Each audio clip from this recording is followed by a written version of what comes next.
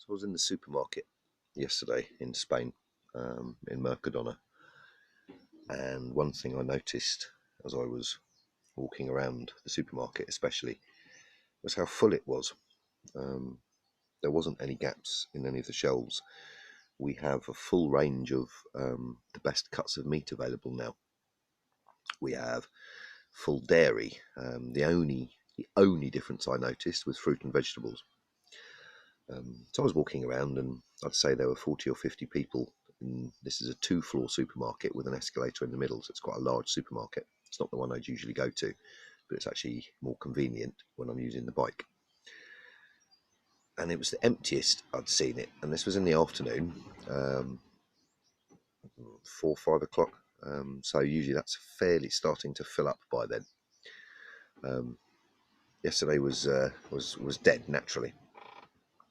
I was the only one, me and a couple of other middle-aged men I saw, who weren't wearing a mask. Obviously, we all have to wear gloves when we go in, but that's all irrelevant.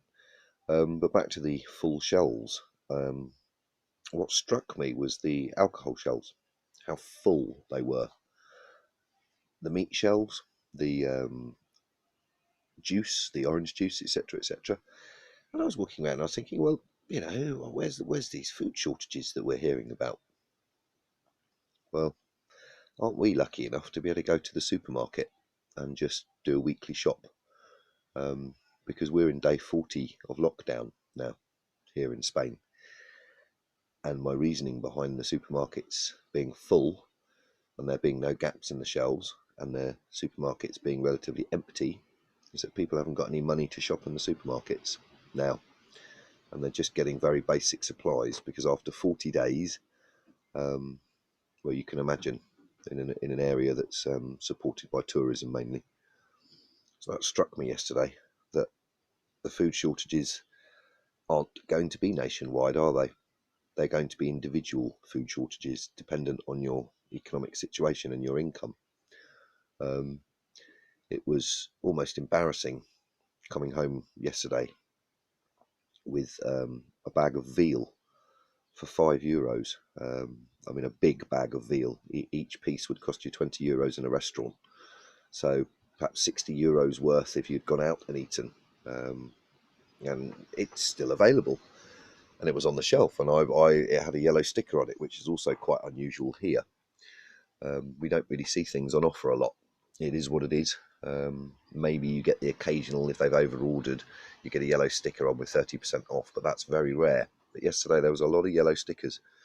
So it's not food that's the problem, is it? It's money at the moment, I mean. And I would say there is a food shortage starting in Spain, because you can fill well, it's only the supermarkets that are open, isn't it?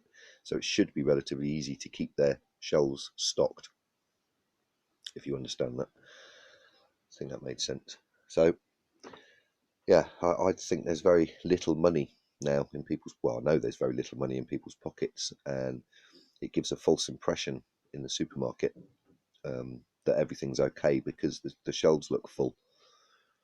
I'll give you an idea of some prices here because it's one of the cheapest places in the Western world, if not the cheapest place in the Western world to eat and drink.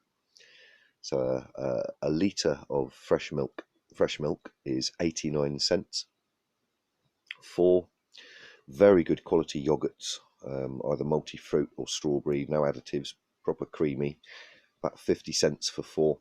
A 6-pack of German draft beer, something like a Kronbacher, which is a nice beer actually, €2.22 for a 6-pack, so about 36 cents a can, give or take, and that's probably a mid-range to more expensive beer. A loaf of bread, 70 cents. A pizza, you can get a pizza to put in the oven. Not that we do. My girlfriend makes a cracking pizza, but if you wanted to, anything from €1.29 to about €2.29, and these are fresh pizzas as well. So food's not expensive here, drink's not expensive here, but the incomes are low. But I don't want to drone on, but it struck me this morning when I woke up, why was the supermarket full of food and empty of people? Well, obviously the middleman is the euro in people's pocket, isn't it? Cheers, everyone. I hope you have a superb day today, whatever you're doing.